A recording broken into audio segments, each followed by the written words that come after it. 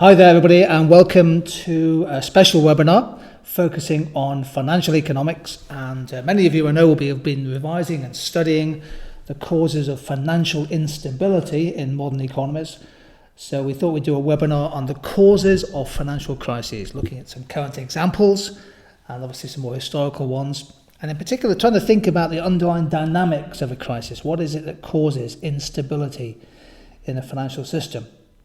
We know for sure that these crises clearly have both an economic and a human cost to them.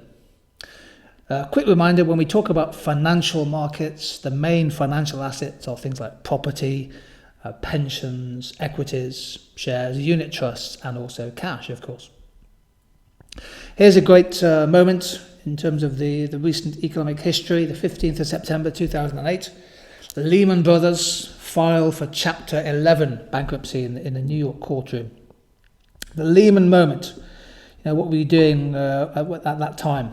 It's a classic moment in the film, of course, The Big Short, which I'm sure many of you will have seen. So Lehman Brothers filed for bankruptcy. They were allowed to fail. They were allowed to go bankrupt. And the consequence, the transmission effects were immediate. Uncertainty about its causes and contagious consequences brought many financial markets to a standstill. The Lehman moment, if you like, was the epicenter of the global financial crisis, which the consequences, of course, have reverberated for many, many years to come. It raises an interesting question of what is a financial crisis? And I think the best definition is that a crisis is essentially a shock or a big disturbance to financial markets, typically associated with a fall in asset prices. So we tend to think of a crisis as being a big fall maybe in house prices. It doesn't have to be. It could be other forms of assets. It could involve the equities market or the bond markets. Crucially, though, the fall in asset prices triggers some insolvency amongst debtors and intermediaries, and then that has knock-on effects throughout the entire financial system.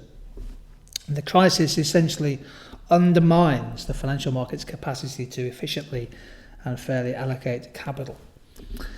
Now, one of the key points I hope you take from this webinar is that financial crises, if we define it in that way, have actually become more frequent. They've happened more often, and they've become more severe, both in developed markets, which we're going to shorten to DM, developed markets, United States, UK, Japan, etc., and also emerging markets. By the way, emerging markets is a term we use for the financial markets of developing countries, fast-growing, often emerging countries. So we've seen a number of recent developed market crises. The classic examples we just referred to was the US housing and the subprime crisis, which really happened in 2006 through to 2008.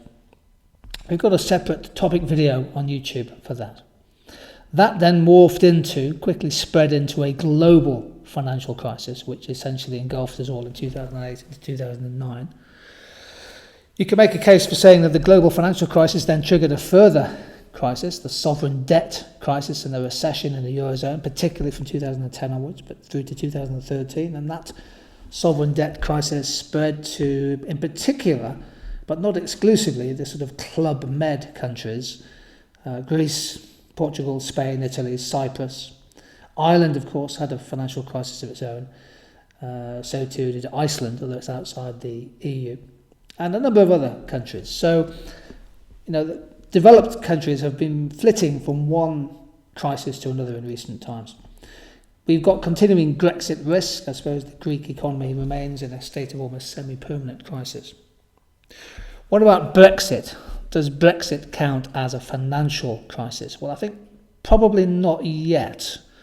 Most people regard the Brexit vote in June 2016 as a shock rather than a fully fledged crisis. There was a fall in the pound of 15 to 20%.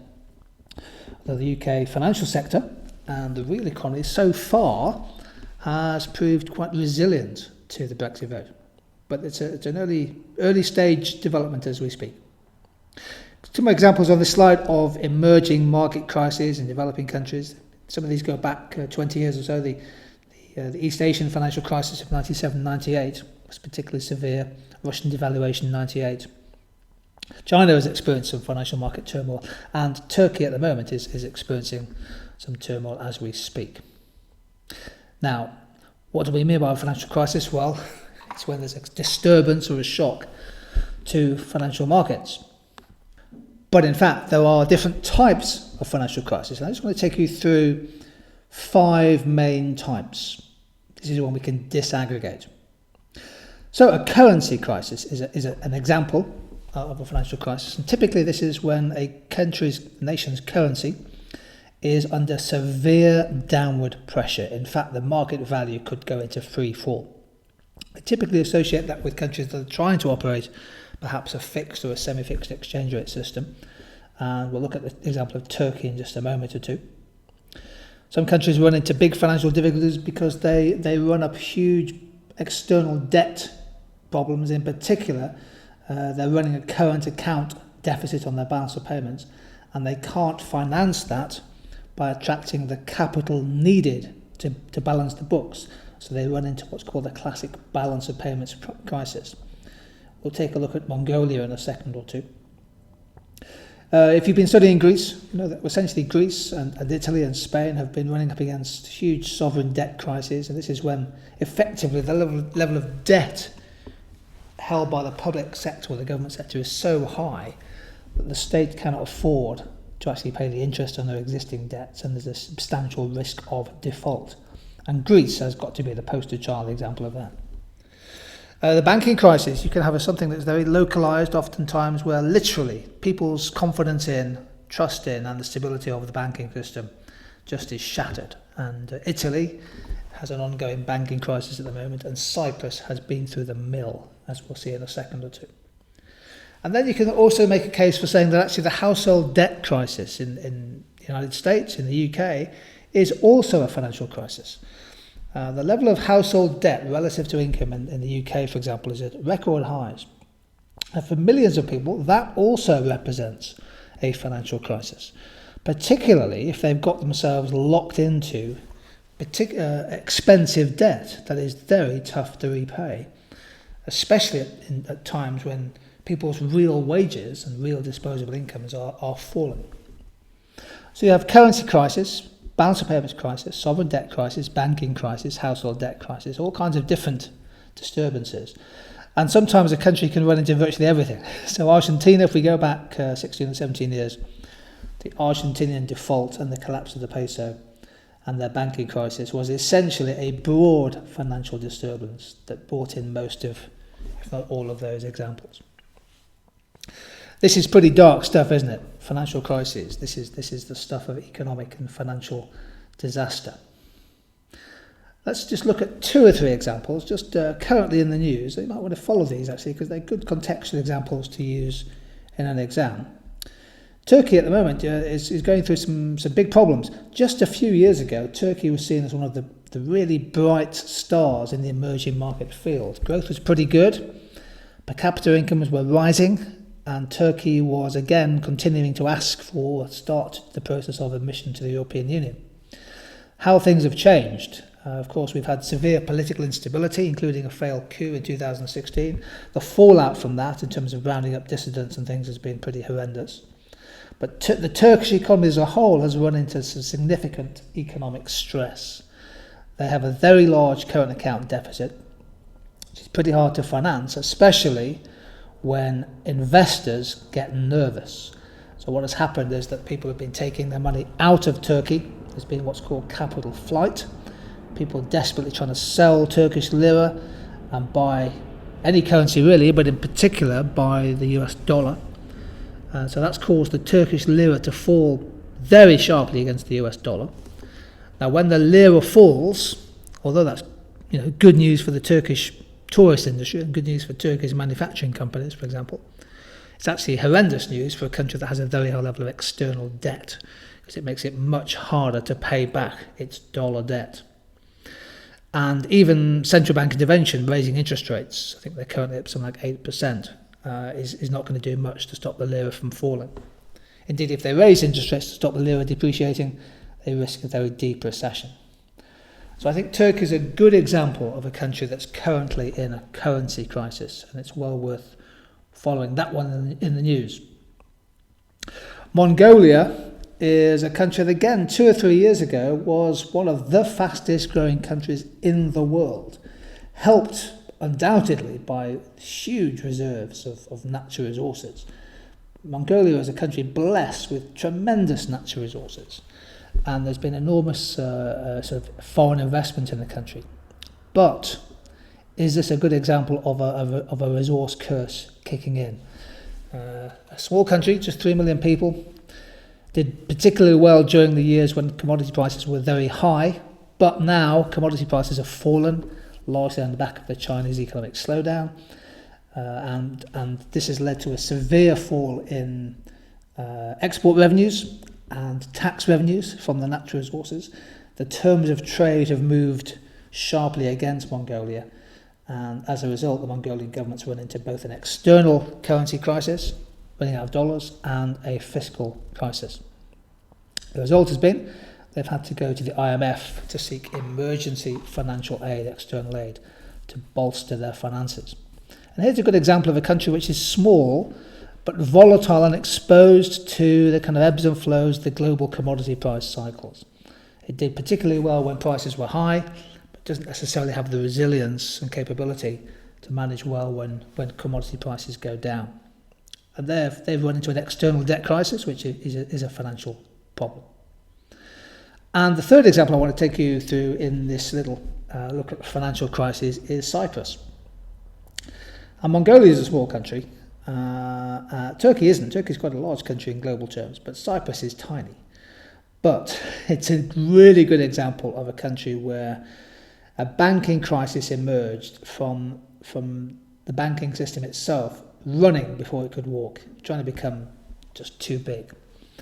So this chart on the left-hand side, it's a little bit of explanation. It shows the percentage of loans from Cypriot banks that are non-performing.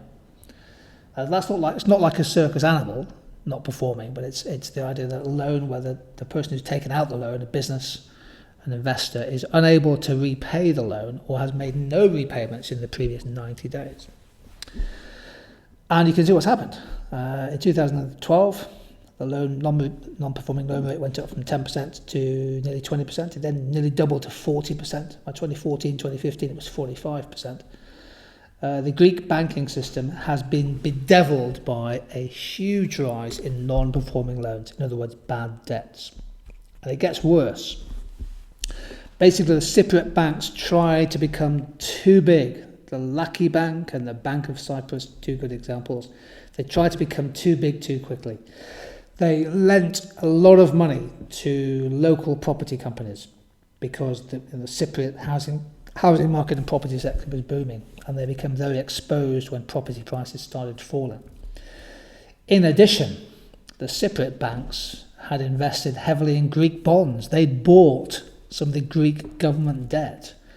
And in 2012, when Greece partially defaulted on its debt and imposed a haircut, in other words, they said they're not going to pay 10-15% of it back, that imposed a loss of over 4 billion euros on Cypriot banks. Big loss for a small country to bear. Another aspect was that the Cypriot banking system had essentially opened itself up to inflows of hot money from mainly wealthy Russian investors. So interest rates in Cyprus fairly high on deposits, big inflow of deposits from overseas, particularly from Russia. That gave the Cypriot banks lots of liquidity, but they didn't use the money well. They invested it poorly overseas, including in Greek bonds. So this was the banking system which essentially failed because of ill-advised use of their liquidity. And in 2014, 2015, there was a run on the bank, and the banking system in Cyprus, effectively ground to a halt. Now, in previous banking crises in the European Union, the state had stepped in to bail out the banks because there was a big worry that if one big bank failed, there would be a systemic risk factor which could cause a domino effect, which would then cause other banks to fail. That did not happen in the small Mediterranean island of Cyprus. Cyprus is a really good example, to add to your notes, of the first bail-in. bail-in, not a bailout. What happened was that they decided that they weren't going to impose losses on Cypriot taxpayers, but they were going to impose a cost on the big depositors in the Cypriot banking sector. So in 2013, the Bank of Cyprus, one of the big banks in Cyprus, basically, the small depositors were running everywhere. They're just trying to get their money out, queuing for hours outside an ATM machine. But the Bank of Cyprus the government decided that large deposits of above €100,000 would be turned into equity. So if you had a big deposit in the Bank of Cyprus, that no longer became a big deposit, that became a share in the Bank of Cyprus. So the taxpayers would no longer carry the cost, carry the can. So large savings deposits above €100,000 were turned into capital, and that helped restore the Bank of Cyprus, and we added a sort of €11 billion emergency loan. Look at the size of that support. The €11 billion loan was more than half the country's GDP in 2013. That's a recognition of how badly extended the bank had become. So it's taken some years for the Cypriot banking system to kind of restore itself, and Cyprus went into a deep recession on the back of this, partly because there was a big fall in cash in circulation. It's a really good example of a financial crisis, which was essentially due to the irrational exuberance of the Cypriot banking sector. I've given you 3 examples of financial crises: the currency crisis in Turkey, the banking crisis in Cyprus, and let's go back a slide. External debt crisis in Mongolia. It's quite hard to decide where the next crisis could come from. In fact, The Guardian here reported one of the members of the MPC, Monetary Policy Committee, saying actually that when they're trying to forecast the economy, all the time we're thinking, well, where's the next big shock coming from? Is there some more financial turbulence just down the road? And the truth is, the Bank of England doesn't know where the next crisis will come from, but they think there are several possibilities. Perhaps equity prices are too high. Perhaps we know there's been a boom in share prices in recent times. Are they now overvalued? Has there been a bit of a bubble in share prices? The recent Snapchat IPO could be seen as an example of that, valuing the company at $24 billion when it might never make a profit. We've seen a big growth in credit card debt and a big rise in people taking out loans to buy new cars. Is there going to be a kind of retail debt crisis down the line where people just simply cannot pay the debt that they've been piling onto their credit cards? Will house prices continue to grow as fast as they have been, still rising at sort of 7, 8, 9, 10% nationally, some parts of the country even higher? Is there a point when house prices simply cannot keep rising at that rate and the market goes into another downturn? Will there be some financial fallout from the Chinese economic slowdown, particularly if commodity prices globally come down? What if the Federal Reserve under Janet Yellen starts hiking interest rates substantially and quite quickly? Will that prompt a further level of stress in financial markets? The answer is we don't know, and it's the job, I suppose, of policymakers to try and minimise the risks from financial instability.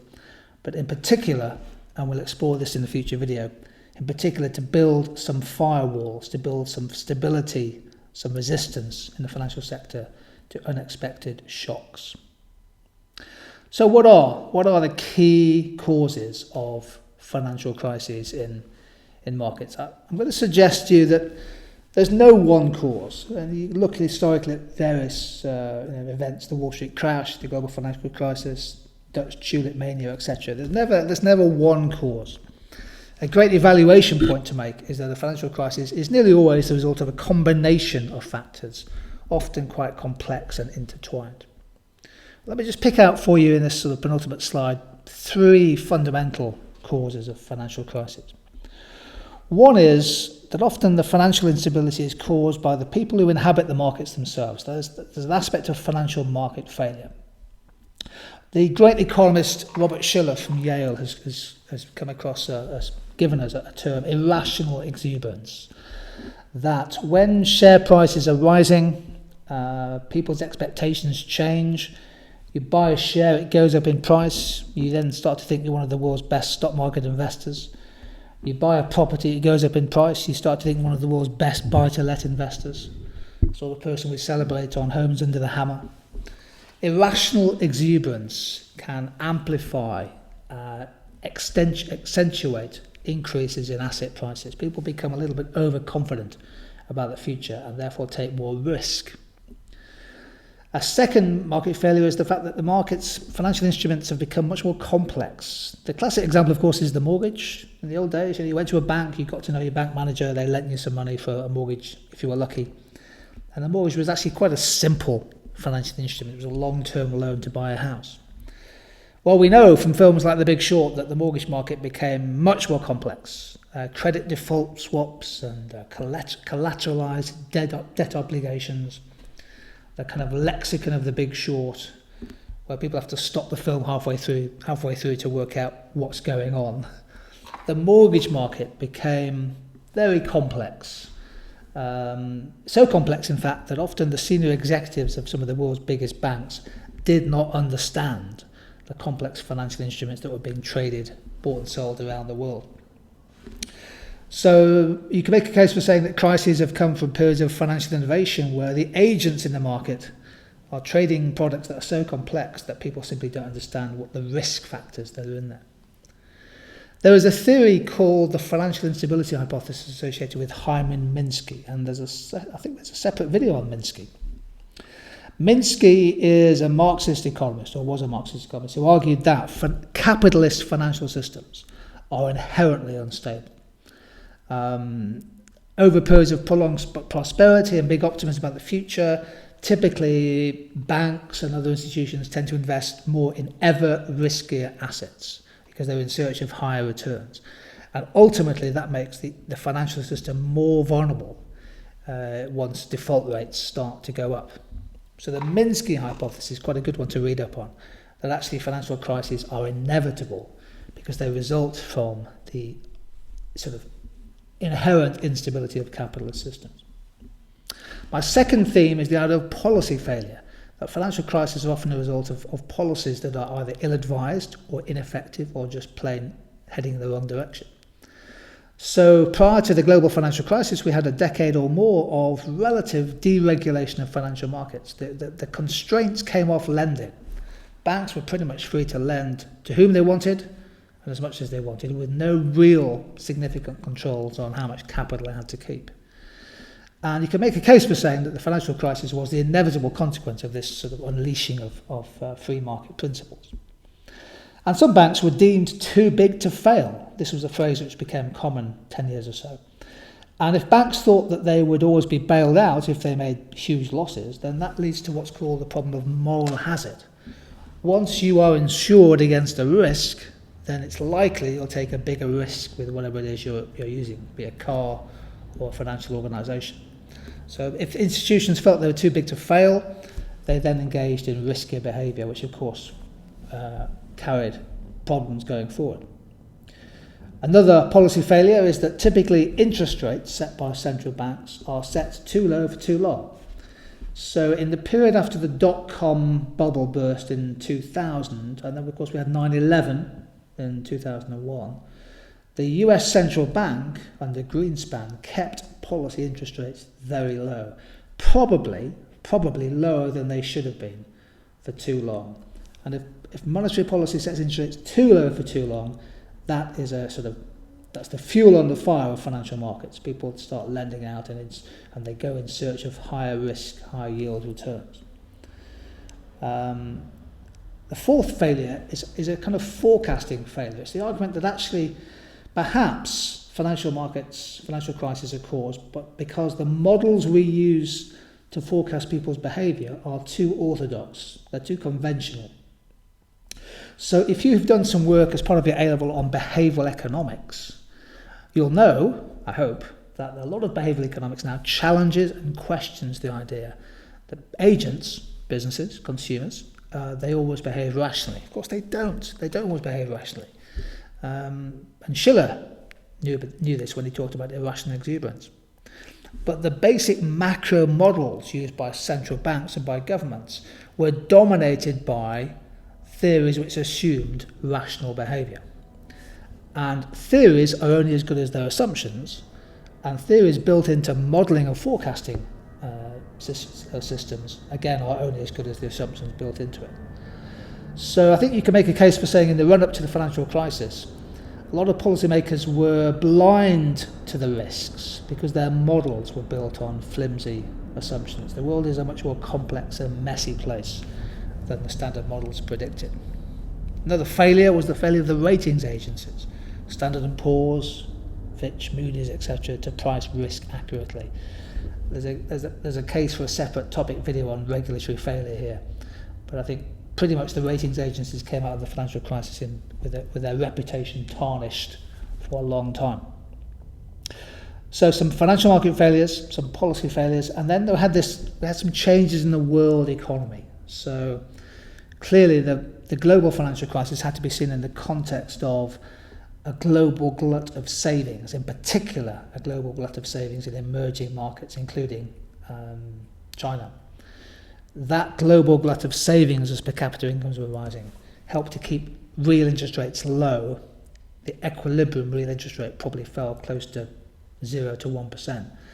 And in a world where the real return on saving is very low, it's natural for investors to think, well, I've got to be doing better than 0 to 1% by saving my money. Let's think about investing in some slightly riskier financial assets, which people did.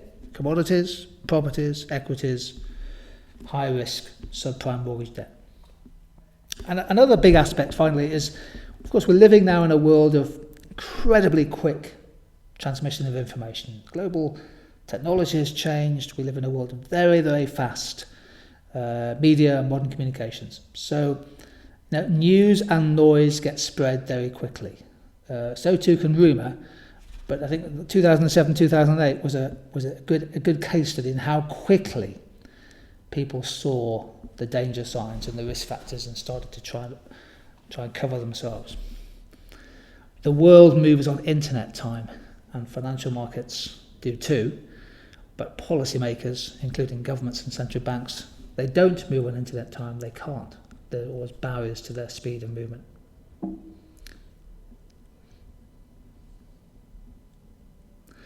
Okay, a couple of charts to finish off. This is quite technical stuff, but I just wanted to make a little point here, just for those of you who really want to nail the evaluation. I'm drawing here on the work of Andy Holder, the brilliant chief economist at the Bank of England, who is absolutely superb on financial markets. I strongly recommend you read Holder if you want to take this to another level. Chart 1 here is quite interesting. I think it gives a clue to financial market instability. This shows credit and business cycles in advanced countries since 1880. And you can see, if you follow the red line, those are economic cycles. Developed countries go through economic cycles. Okay, there's nothing unusual about that. But look at the credit cycle. Credit cycles tend to be much more volatile. Do you see that? The blue line is much more volatile. And that is just the nature of financial markets, I suppose, that credit cycles, if they're allowed to grow rapidly, they often come to an end and then they turn into a downspin pretty quickly.